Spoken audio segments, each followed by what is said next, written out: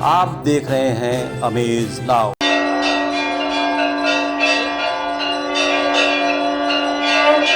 राम भारत की आस्था है, राम भारत का आधार है, राम भारत का विचार है, राम भारत का विधान है, राम भारत की चेतना है, राम भारत का चिंतन है, राम भारत की प्रतिष्ठा है, राम भारत का प्रताप है, राम प्रवाह है, राम प्रभाव है, राम नेति भी है, राम नीति भी है, राम नित्यता भी है, राम निरंतरता भी है, राम विभु है, विशद है, राम व्यापक है, विश्व है, विश्वात्मा है।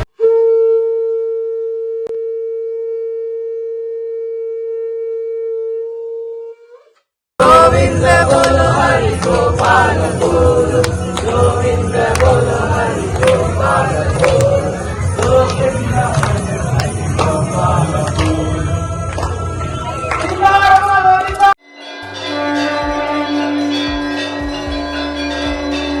इस बार की रामनवमी कुछ अलग रही। सिर्फ देश ही नहीं, विदेशों में भी परमपिता प्रकाश उत्सव के अवसर को बड़े ही धूमधाम और संजीदे भाव से मनाया गया।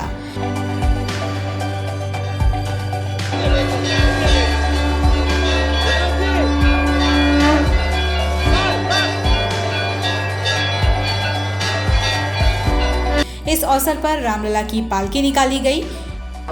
राजा रमण गोविंदा, सीता रमण गोविंदा, अयोध्या रमण गोविंदा, भद्राचल रमण गोविंदा, राधा रमण गोविंदा, गोविंदा गोविंदा। अभी बोलो।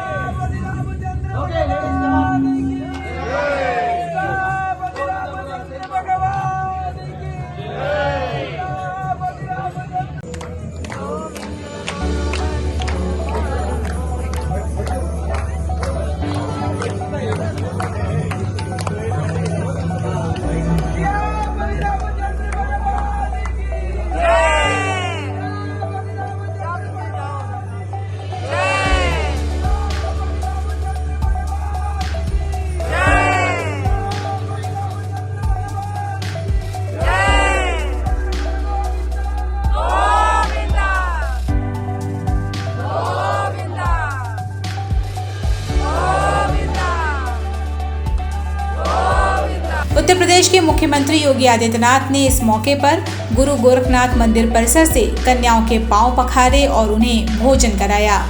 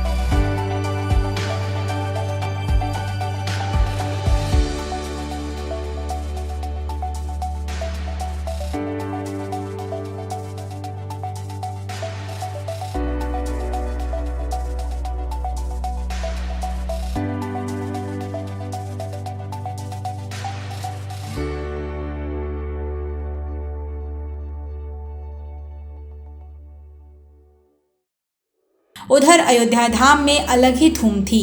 मंदिर परिसर के भीतर विराजमान रामलला के मस्तक पर सूर्य अभिषेक की अनोखी घटना 3 अलग अलग कंपनियों के वैज्ञानिकों के कॉन्वेक्स लेंस इस अद्भुत घटना को अंजाम दे रहे थे।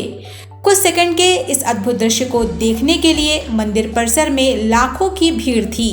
ऐसा ही एक भव्य नज़ारा हम आपको दिखाएंगे, जो ठीक उसी समय यहाँ से 7 समंदर पार एक यूरोपीय देश डेनमार्क के एक शहर के कन्वेंशन हॉल में रामलला की पालकी बड़े ही सादगी के साथ लेकिन धूमधाम से निकाली गई। ये सोसाइटी पूरी तरह से भारतीयता की चादर ओढ़े हुए दिखी। गोविंद बोलो हरि गोपाल बोलो, गोविंद बोलो हरि गोपाल बोलो, गोविंद हरि गोपाल बोलो।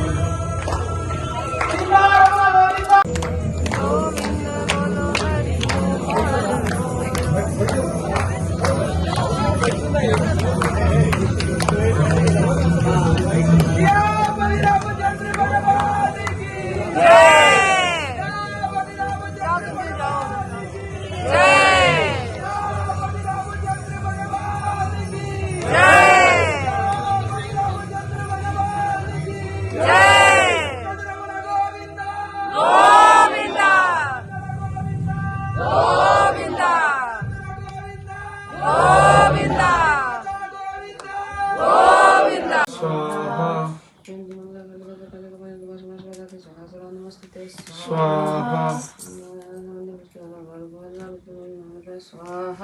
स्वाहा स्वाहा। आपको ये जानकर हैरानी होगी कि इस कन्वेंशन हॉल में गोरखपुर की मिट्टी से ताल्लुक रखने वाले लोग भी मौजूद हैं।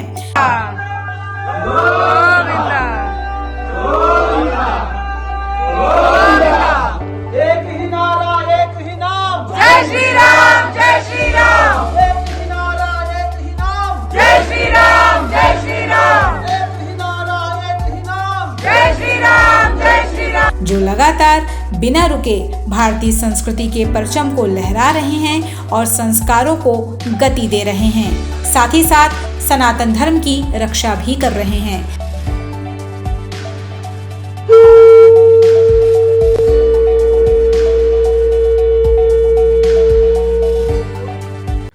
चैत नवरात्रि और रामलला के जन्म दिवस की आप सभी को हार्दिक बधाई।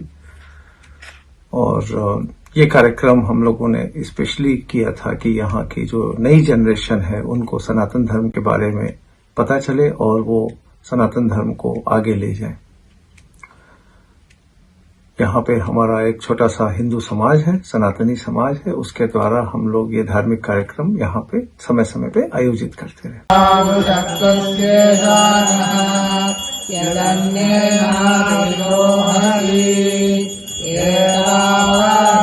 मैं एक और बात कहना चाहता हूं, एक थोड़े इस विषय के ऊपर। माननीय खड़गे जी ने कल एक विषय कहा था कि साइंटिफिक होने की बात करनी चाहिए।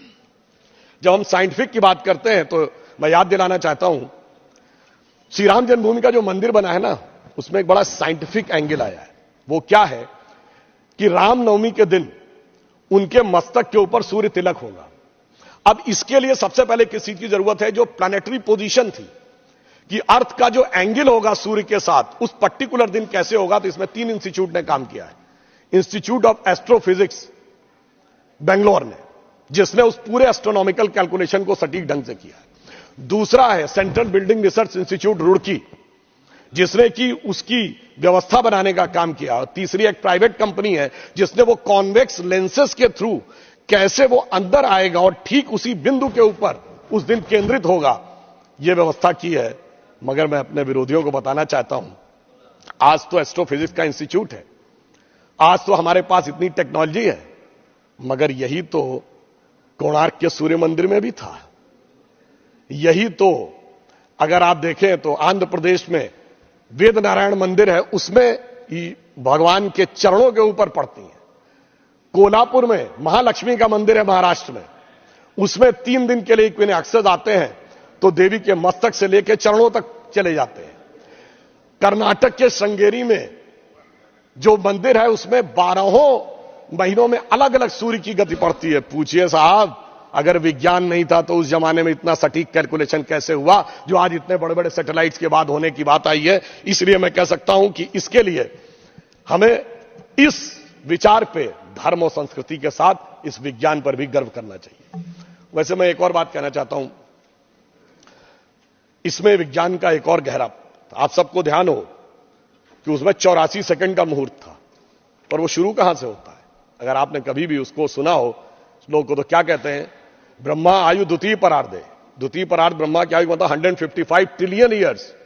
वैसे बिग बैंग थ्योरी कहती है कि 14 बिलियन ईयर पहले दुनिया बनी। तो मैं बता देना चाहता हूं कि जेम्स वेब टेलीस्कोप में जो नई फाइंडिंग की है उसमें बहुत सी गैलेक्सीज ऐसी आई हैं जो 14 बिलियन से आगे की आ रही हैं। तो now that theory has become debatable.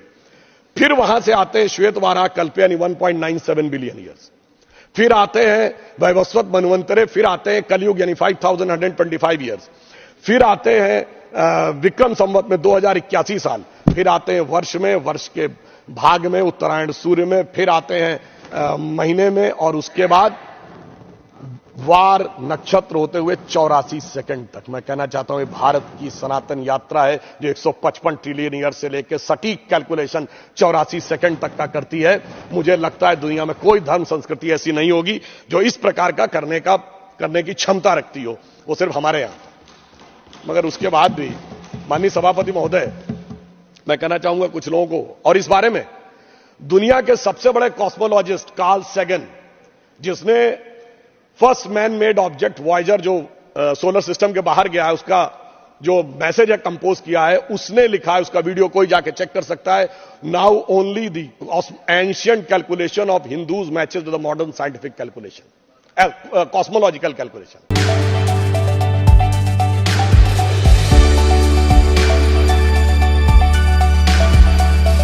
बने रहिए अमेज नाउ के साथ।